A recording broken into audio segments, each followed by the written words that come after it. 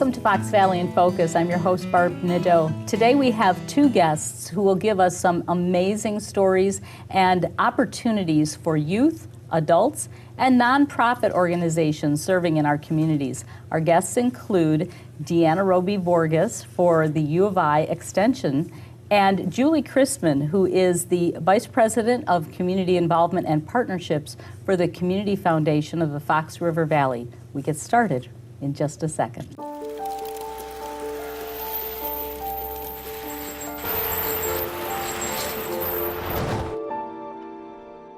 Did you know dragging chains can spark a wildfire? Only you can prevent wildfires. Roby Vorgas is our first guest today. Deanna, you and I have known each other for years. I've kind of watched your career, and I think you've watched mine too. You've been involved with U of I Extension, and you keep putting on new hats. Yeah. And now you're the county director. I'm the county director. Yep. Just started February 1st, was official first day. Well, thank you for being here on our studio set, and I'm so anxious to learn about what's new in your new venture as county director and with the extension.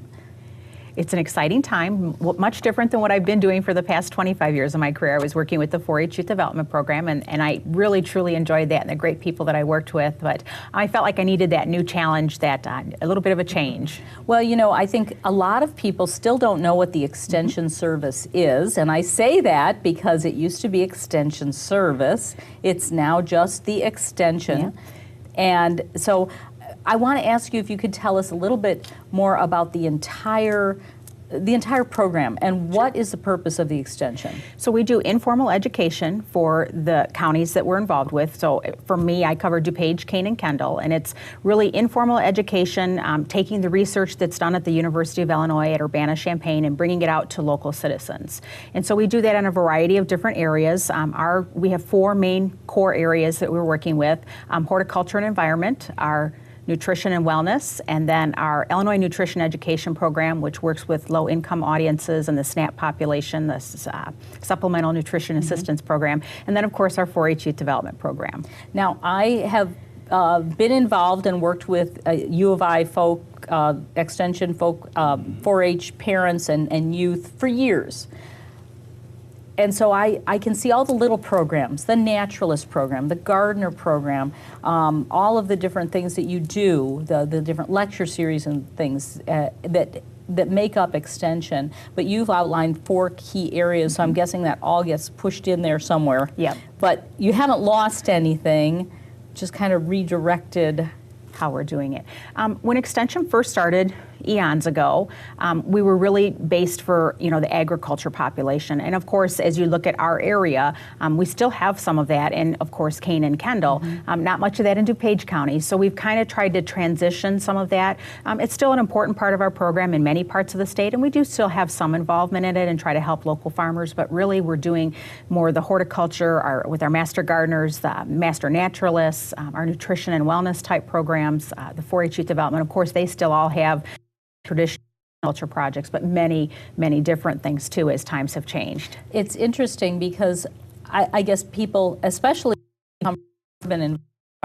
new people that have moved from Collier County to our local areas, that would never consider that even in a rural area, the people living there access to the University of Illinois, and the University of Illinois actually is their university, and that education is coming right close to home. So Extension is a national program, and in Illinois it just happens to be that the land-grant university, which was established by the Smith-Lever Act in 1914, happens to be University of Illinois. And so University of Illinois is charged with running the Extension program in Illinois. And so we have a presence in each of the local counties, and so yeah, it's different. It's most people, when they hear the word 4-H, they automatically think farming kids, and I have to really say, nope, it's for much more than just that. And it's interesting because when people think about what you do, they think 4-H, but I think what you just said in the last few minutes is that it's way beyond that with the different programs that you cover. Yeah, it's definitely way beyond that. So even in 4-H, it's way different than it used to be. So for example, we have a large presence in the robotics program, and so we have several clubs that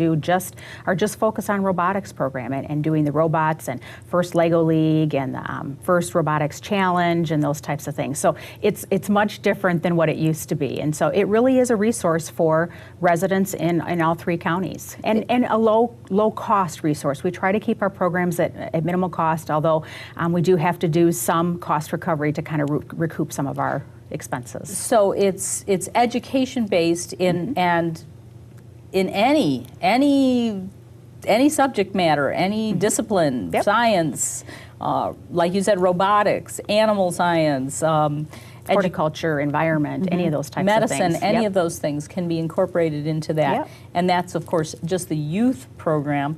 That extends forward into the adult program Right. as well. So our master gardeners, so they come and get 60 hours of training from campus-based research in the horticulture program, but 60 hours of training that they then in turn can help at the Master Gardener Help Desk in their local communities, but they also do things where they give back to their communities, local projects where they do beautification of a community, or in Kane County, for example, they work at the Juvenile Justice Center, those types of things. That's an interesting program, the Master Gardener program, because the fact that you could, what fascinated me way back when I first learned about it was that you could actually take a leaf from a tree you're worried about and bring it into your office, and someone there can help diagnose the problem. Just amazing things that are happening with the Extension Service, and we've just scratched the surface, but we're going to hang on to Deanna for a couple more minutes, and we'll be back with more right after this. Leaving hot coals improperly extinguished can cause a wildfire. Hey guys, it's Smokey! It looks as if Smokey is going to use the drown, stir, drown and feel technique. After the first drown, a good start. Next, another drink. And finally, a close feel. Is it cool? Okay. Yeah. Hey, Smokey, catch! Oh, my bad, Smokey. Only you can prevent wildfires. We're talking with Deanna Roby Vorges, and it's funny, you just married not so long ago, Deanna. Yep. So I have trouble with that name. So many people know you as Deanna Roby. You're now Deanna Roby Vorges, and Extension County Director. Can I stop before we get back to some of the different program areas?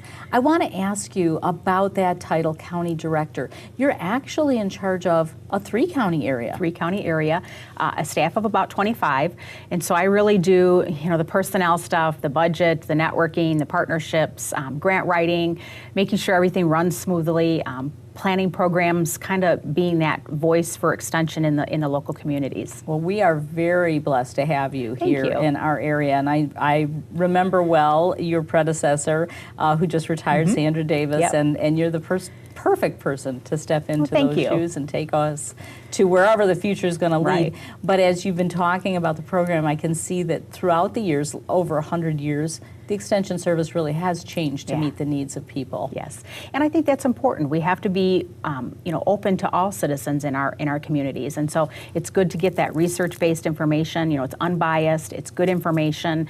We're not taking dollars from corporations, those types of things. So we really like to say it's very unbiased research, good information that you can count on. That's good to know. That's a good point to make. And before we took the break, I was talking to you about bringing my leaf off of my poor little tree that needs help and walking in to the Extension office and actually having somebody who's had the education Yeah. and the ability to say, okay, I know what your problem is, or to send that right down to the University of Illinois for an expert opinion. Yep. That's phenomenal. So can you tell us a little bit more about where you're located, where your offices are in our viewing area, Sure. and what that experience is like for people who are walking in for the first So time? they can do that with anything, leaves, plants, flowers, bugs, we spiders. We've seen it all in any type of like home horticulture type question, and they can come into a local office, typically during our growing season. So that's going to start up here in March, but they have kind of limited hours during March, but they run March through October in each of the 3 county offices, and so we have a county office in St. Charles on Randall Road in front of the fairgrounds, and then our county office in Kendall is on Route 47 south of Yorkville. And then we have an office in Naperville on Warrenville Road. Actually, you can see the University of Illinois sign from Interstate 88. So we have 3 offices. Our Master Gardeners are all volunteers who have taken 60 hours of training with us. And once they take that training, they have to give 60 hours back to University of Illinois Extension. That could be in the form of helping at the Master Gardener Help Desk, but it might also be in a local community project that they want to get involved in where they're volunteering their time. It's so cool because I just think that if you come in and you say, hey, I would love to be a Master Gardener. I want to learn more about roses, or I want to learn more about berries, or I want to learn more about, vegetable gardens, and that's your focus. You're going to want to turn around and in a year or two become a master naturalist and learn more about our open areas and maybe be involved in being an educator, of youth in the 4-H program. Yeah, and so the Master Naturalist program is very similar to that. They do a lot of work with our local forest preserve districts, and so really looking at native species to Illinois, invasive species that are necessarily not what we want, different bugs, predators, those types of things, but really more that natural thing. And we do that actually, the Master Gardener training we do twice a year typically. In the fall, it's a face-to-face class, and then sometimes in the spring they can do an online class. Master Naturalist just typically in the fall, but you have to be selected. So we have lots of people that are interested in becoming Master Gardeners or Master Naturalists. So there's an there's an application and an interview process that they have to go through. So because we do have a lot of people that want to be involved, and which is a good thing, good problem to have, but we want to make sure that we have the staff that can support them as well. That's from the youngest youth who are probably, 8 when they join 4-H, up to people 18. Who are 98. You're putting us all through the same scrutiny and coming out with the best of the best. Yes, absolutely, yeah. So it's really, our programs are really, I like to say, we have staff in program areas, but really our programs are based on volunteers, and so we're very much volunteer driven, whether it's the Master Gardeners, the Master Naturalists, our 4-H volunteers who work with young people in local communities, our HCE ladies that are working in their local communities as well. So it's really a volunteer driven program too. Before we run out of time, can you give us some of how do we get involved, how do we find you, and if there's any important dates coming up? So you can go to our website. It's go.illinois.edu/extension DKK, and that's our website, and you can learn all about the different types of programs that we offer. Okay, now that's confusing. Start with the basic. If I go there, will I be able to find your... You would be able to find contact information for any of us, and you could call any of the 3 offices and call us. Go.illinois.edu, and then /extension DKK. Okay. And so that's probably the best way. Or you could call any of the local offices. If you Google University of Illinois Extension, it'll come up with lots of different things. But contacting any of your local 3 offices would be the best place to start. That's good. That's good. And then dates or times a year that people should be interested in? So coming up, of course, we have fundraisers. We do fundraising to help raise funds for our programs. We have some fundraisers coming up. Celebrate Spring and Extension in DuPage County is March 30th. We have public presentations for our young people April 6th, so you can see their speech presentations. Dog show in June, county fairs, of course, lots of things. Our Master Gardener Help Desks open in April, so there's lots of ways to access Extension. Fantastic. It's so nice having you here, and I love having you here. I hope you'll come back again soon. I absolutely will. Congratulations on your new position. And we're going to take a break. We'll be back with more right after this. Seeing you again. You look good, girl. Just let me know what I can do to help. Well, to help me, she'd have to help every day. Every hour, every ouch, every time my wife calls for help. I mean, maybe she could help me make her lunch, but the crust, all the crust has to be cut off the corners. She could help me run to the doctor for the 5th time this week, help me with the specialist and the second opinions and the painful paperwork about paperwork. Help me deal with how hard it is seeing my wife's name on so much paperwork. But this is on me. I'm the only one who can do this, like this, for her. Besides, take care. We will. Janet doesn't like her cooking anyway. Find support for your strength. Visit aarp.org/caregiving for care guides and community. Leaving hot coals improperly extinguished can cause a wildfire. Hey guys, it's Smokey! It looks as if Smokey is going to use the drown, stir, drown, and feel technique After the first drown, a good start. Next, another drink. And finally, a close feel. Is it cool? Okay. Yeah. Hey, Smokey. Catch. Oh. My bad, Smokey. Only you can prevent wildfires.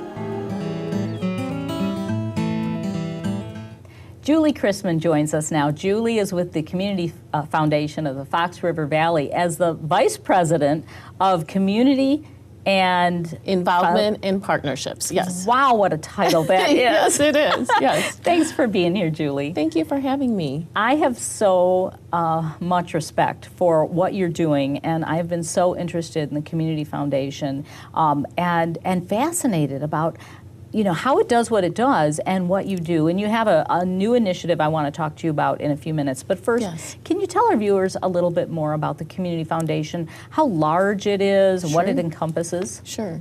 So the Community Foundation of the Fox River Valley has actually been in this community for over 70 years. We started in 1948, primarily as the Aurora Foundation. And it wasn't until about 2007 that we became the Community Foundation of the Fox River Valley. And we serve all of Kendall County and southern King County, so up through St. Charles. And our primary goal is to help individuals who want to give back to their community. And we set up funds with them so that they have an avenue to do that.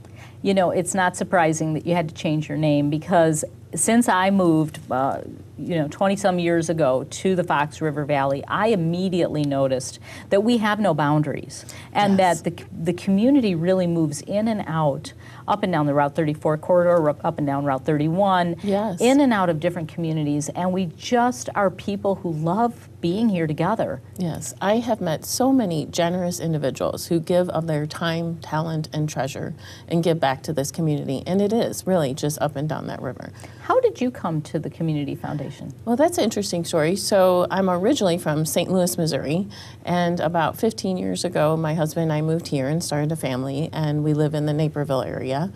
And I was working about from 2010 through 2015 at the Illinois Math and Science Academy as their corporate foundation and relations manager.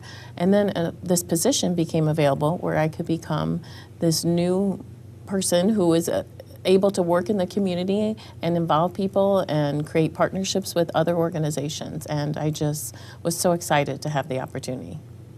Now, the Community Foundation, and it's a good fit too, because you are so personable. I've seen you do public speaking, and I've seen you engage yourself in different organizations where you're reaching out to these nonprofit agencies and people who are doing things for people in Yes. need.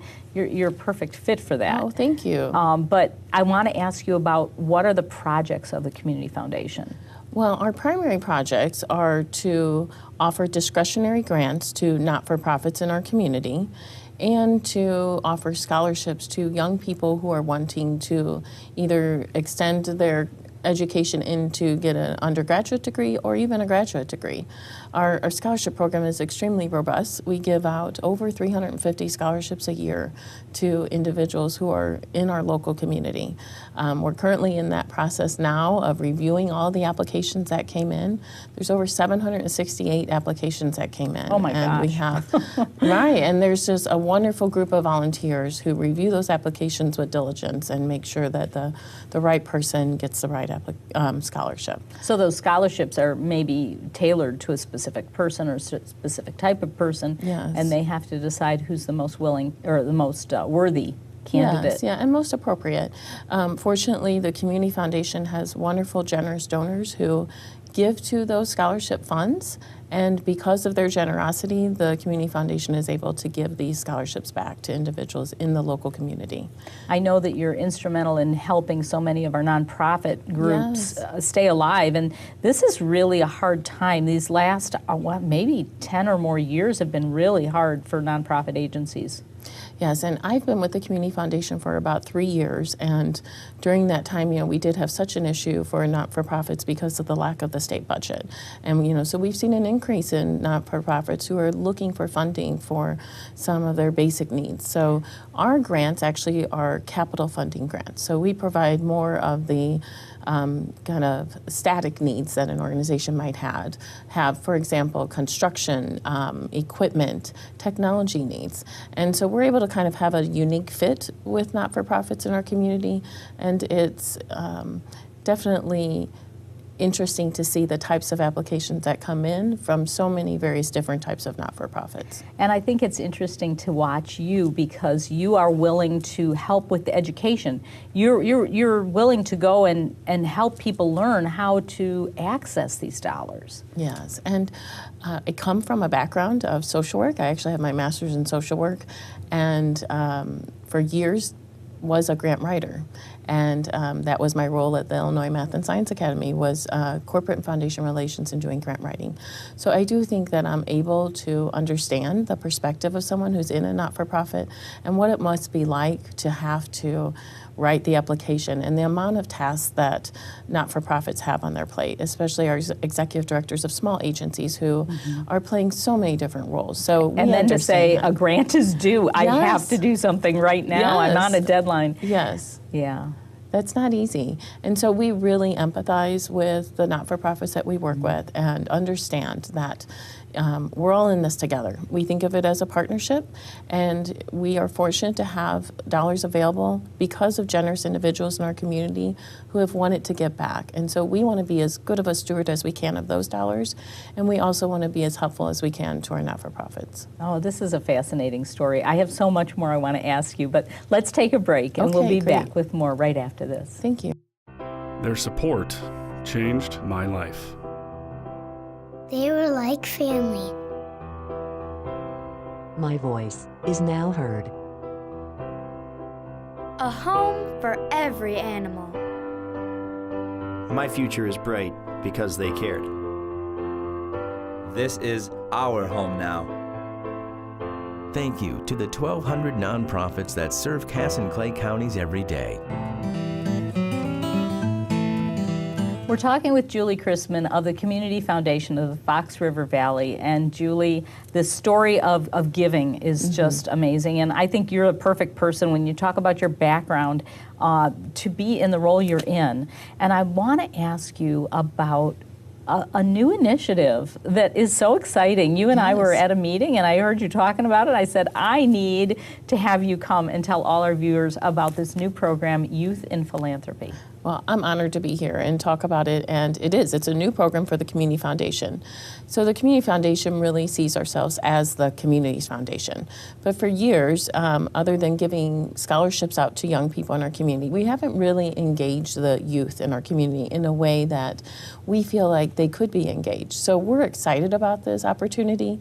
About 2 years ago, I was working in our Geneva office, and a young person came in the office and said, are you familiar with the fact that there's a community foundation in Michigan that is involving youth? And I said, I'm really not. Can you tell me more? And that person let me know that there are youth advisory councils in Michigan that are involving youth in giving back to their community. And so we did some research, and we're starting this new program called Youth Engagement in Philanthropy. So what is the model? How do these youth work in doing this philanthropy? Well, it can be very unique. So DeKalb, for example, the Community Foundation in the DeKalb area has a youth engagement and philanthropy program, and they involve their youth in grant making and doing fundraising and a variety of different service projects in the community. And we're kind of modeling it after their particular expertise. Because community foundations have been doing this for probably over 30 years, there's some really great best practices out there. And what we're hoping to do with our youth and our community is to really get them involved in that grant making piece that I was talking earlier about. Give them an opportunity to actually have a budget where they're able to monitor funds that are going out from the Community Foundation, back to not-for-profits in the community that are investing in youth services and programs. And the young people who are going to be working with us will actually get the opportunity to meet with those not-for-profits, to talk to them about their programs, to review grant applications, and be able to determine who's the best fit for the dollars that we have available for this particular program. What an education for these young people. Yes, yes. And really, I feel like we're the one that are going to learn the most, because the young people in our community are just so talented. You know, as so many of us know, just they have so much to give us and so much to give back to their community. And while we know that we'll be giving them an education, we also know that we'll be learning from them. They're the ones that can tell us the most about what youth need and what families need from their perspective, and be able to really direct us and help us to give back in the way that suits our community best.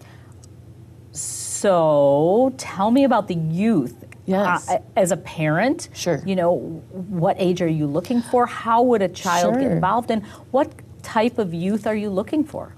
So we're looking for young people who are 14 to 18 years of age, so in high school, so someone who's a freshman through senior in high school, who is interested in giving back, who has a sense about wanting to do good within their community. They don't have to be the top flyers. They don't have to be the honor students. They don't have to be the students who already have a resume of doing so much at their school or in their community. They can just have an interest and a desire to want to learn more about their community and ways that they can give back. We're looking for young people who are passionate about issues in our society, who want to know what it's like to be an active citizen. That is amazing and wonderful, and what a benefit. I mean, this is something a kid can put on their resume. This is a C student, a B student who maybe doesn't see, but has so much, doesn't see a path in front of them, but has so much to give the world. What an opportunity you're giving these kids. This is amazing. Yes, and we're just so excited to be able to offer it, and we're just launching it, Barb. So we started application process in February, where we actually have applications available on our website, and it's an online application with just some basic questions about what are you passionate about as a young person, and what are you interested in, and are you willing to make some time commitment to your community and give back in this way. And before we run out of time, tell me a little bit about what that time commitment means for a kid today and a parent today. That's an important question. Yes, I have 2 teenagers myself, so I can understand that question very much. The time commitment is a once a month meeting is what we're asking them to do, to come and meet with other young people for about a 2-hour period. There might be some meetings that would go a little bit longer, but ultimately we're asking for a couple hours a month where they would come and meet with other people. And really, Barb, it's not just your own local community, it's throughout our whole service area. So all of Kendall County and Kane County, students can apply from any of the school districts in that area, so up through St. Charles and all the way as far as Plano. So what a great opportunity for a young person to be able to just get some basic concepts from what it's like to live even in different communities. I just think it's a fantastic opportunity. I really do. I just... on so many ways, I can see this making a difference in the lives of the youth that are involved, definitely in the nonprofit or different causes that they're going to touch and that they're going to see. And then for the rest of us, you know, all of us in this area are going to benefit from these youth. And I would just urge any parent to consider, you know, encouraging their child to get involved with this. Yeah, we really think it's a great opportunity. And we understand that youth are very committed and that it won't be the right opportunity for everyone. But we encourage everyone to at least take a look at the information that's on our website and take a look at the application. Julie, thank you so much for being here today and Thank you. sharing this incredible news. This has been just one of the more uplifting shows I think that we've had an opportunity to do here at Fox Valley Television, and I really appreciate you being here. And thank you to all of you for Fox Valley Television. I'm Barb Nadeau.